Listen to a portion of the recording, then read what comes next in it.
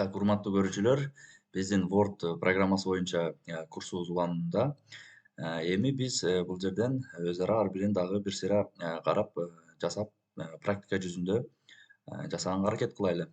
Жана ошондой эле файл деген терезеден биз жаңы файл создавать этсек болот. Бул жерде шаблондор бар, өзүбүзгө керектүү. Бул жерде ар бирин алып туруп, эми өзүбүз жасап аткан документибиздин максатына карап, бул жерден өзүбүз шаблон катары даярдалган титульный листтерди алып алсак болот. Мисалы алсак, биз какой-то бир компаниянын же болбосо какой-то бир жумуштун рекламный щитогу же болбосо кандайдыр бир презентациясы болсо, ошого карата бул жерден шаблондорду карап алсак болот. Же болбосо резюмебиз болобу, же болбосо календарный расписание болобу, же кандайдыр бир башка документ болсо.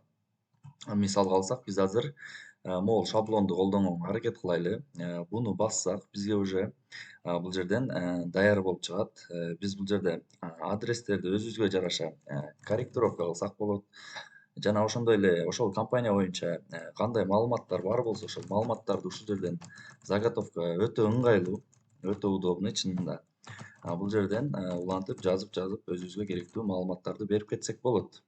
Ылдыйында дагы экинчи баракта бул жерде уже биринчиге батпай калган маалыматыбызды экинчи жактан дагы түшүндүрүп, көбүрөөк маалыматтуураак кылып туруп жазып, бул жака көптөгөн данныйларды калтырып кетсек болот. Жана ошондой эле бул жерде экинчи үчүнчүбүз бул открыть деген файл. Буга чейинки даярдаган документтерибизди кайра эле ачып, бир сыйра карап, же болбосо корректировка кылып өзгөртө турган жерлери болсо, ушул жерден документтерибизди ачып туруп, кайра өзгөртүүчү жерлерин өзгөртүп туруп, кайра сохранить этип алсак болот. Жана ошондой эле бул жакта сведениянын ичинде буга чейин айтылган видеолордой эле защита документа бар. Бул жерде биз өзүбүздүн документибизге доступту ограничить этип койсок болот. Редактировать этсе болобу же болбойбу деген возможностубуз бар. Бул эмнени түшүндүрөт? Бул мисалы өзүбүз жасаган документти бирөөгө жибере турган болсок, ал киши сиздин документиңизге кандайдыр бир өзгөртүү киргизбегенге мына жерде уруксаты жок кылып жасап койсок болот документибизди. Жана ошондой эле башка дагы моменттери бар. Жана ошондой эле папканы сохранить этиш функциясы, бул автоматтык түрдө сохранить эте берет.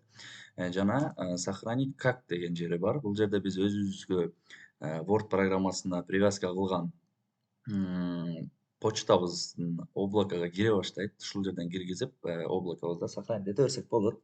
Жана ошондой эле компьютерде же болбосо папкаларга сохранить этип койсок болот. Жана ошондой эле бул жерде печать деген функциясы. Печать деген функцияны көп деле токтолбой койсом болот. Бул жерде бардыгы эле билсе керек.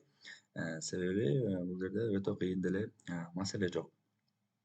Просто ушул жерде папкалардын размерин, канча страница, канча копия болуш керек, ошолорду эле бул жерде намечать этип көрсөтүп туруп, анан кийин уже печатка жибере берсек болот. Жана андан кийинки биздин терезечебиз бул жасаган документибизди ушул жерден бизде бар списоктогу адамдарга таратып сразу жибере берсек болот. Бул жакта поделиться деген функцияны басып туруп, бул жактан биз пользовательдерди бул жака кошобуз, электрондук почталарын жазып туруп, ошолорго ушул жерде тизмектерин көп кылып жасап алып туруп, кимге жиберишибиз керек болсо, ушул программанын ичинен эле биз жибере берсек болот. Интернетке байланыш болуш керек түзмө түз бул функцияны колдонуш үчүн.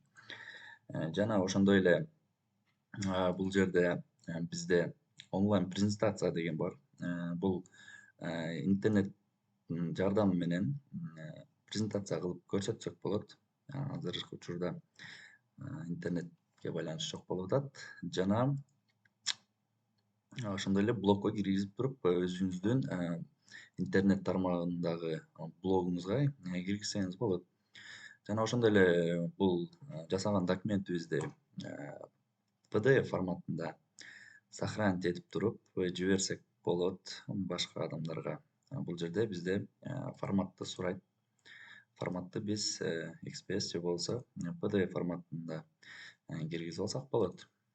Жана файл деген функциясында бул жерде параметры деген бар эң астында. Бул жерде биз иштеп аткан программабызга өзүбүзгө ылайыктуу кылып бул жерде тастыктап алсак болот көп жерлерин. Мисалы үчүн Microsoft Office'тин кирген аккаунт бул жерде колдонгон адамдын атын, никнеймин жана максаттарын бул жака жазып көрсөтүп алсак өзүбүзгө эле ыңгайлуу болот. Жана ошондой эле бул жерде отображение деген функция. Бул жерде өзүбүзгө дагы керектүү кылып туруп бул жакта значокторду чыгарып же болбосо алып настраивать этсек болот.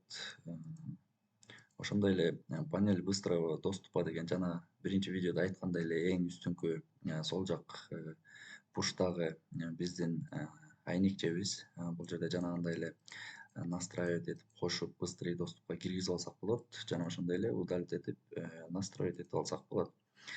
Анан кийин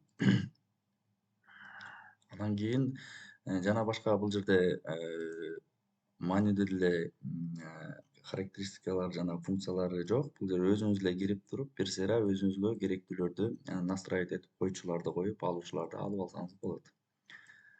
Так, ошо менен файл терезеси бүттү. Бул жерде учетный запись деген бар негизи. Бул жерде дагы привязка кылып туруп через gmail.com mail өзүн подключение кылып алсаңыз болот ушул жерден. Жана ошондой эле отзывдар.